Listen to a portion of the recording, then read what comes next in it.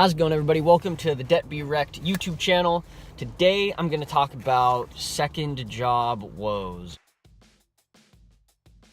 So in my last video, I think I mentioned that I quit the other pizza place just because it was a mess. It was poorly mismanaged, and I got a job at a second pizza place. And then the day I was supposed to start there, I started driving, and my car was making some weird sounds. So I called him and said, I can't do it.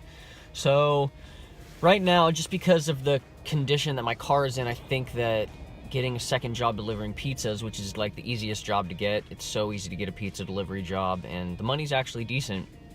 It's kind of off the table because it seems to be kind of a limiting return venture. Because let's say, you know, I drive my car and I make $1,000 in a couple weeks delivering pizzas, but if I drive my car into the ground doing it and I have to do a $1,000 car repair, it just seems kind of like a wash, whereas I could baby my car and extend the life of it and try to get a second job doing something else. So I'm in the hunt for that. I'm in the hunt for another job that could synergize with the job that I have now and give me a flexible schedule, things like that.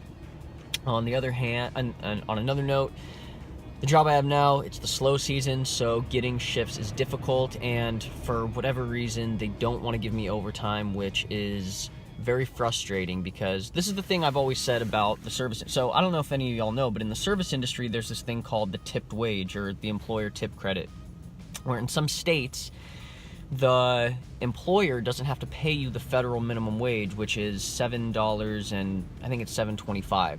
They can pay you less. So a lot of times if you're a server, you'll get paid $2.18, and if you're a bartender, you usually get paid a little more. I make $4 where I work per hour.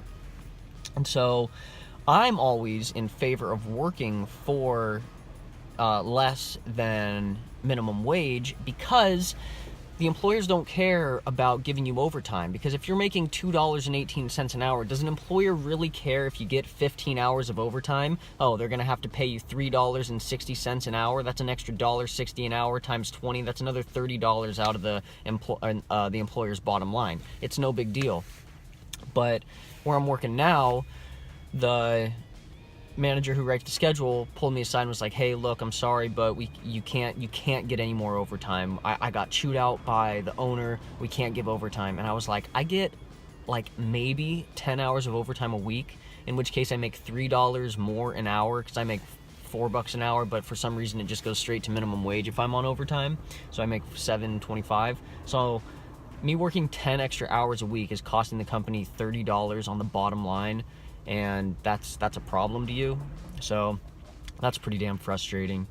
Other than that, everything else is going good. I met my goal this week, so I was able to put another $500 towards my student loans. It's Christmas season, and I think people have been a little more generous. So I was also in the midst of this. You know, maybe you're wondering, oh, how are you going to pay for gifts and all that when you're doing all this, saving money? And I've been able to. So I think I've spent about maybe $60 to $75 on the 4 people in my immediate family who I'm around right now. So an extra $300 I've managed to squeeze out this month in order to get everybody gifts. So that's cool too. Other than that, I think that's kind of where I'm at. That's the update for today. And yeah, I'm gonna leave it there. Thank you for watching. If you like this content, be sure to subscribe and keep following my journey as I pay off my debt. Thanks, y'all. Have a good day.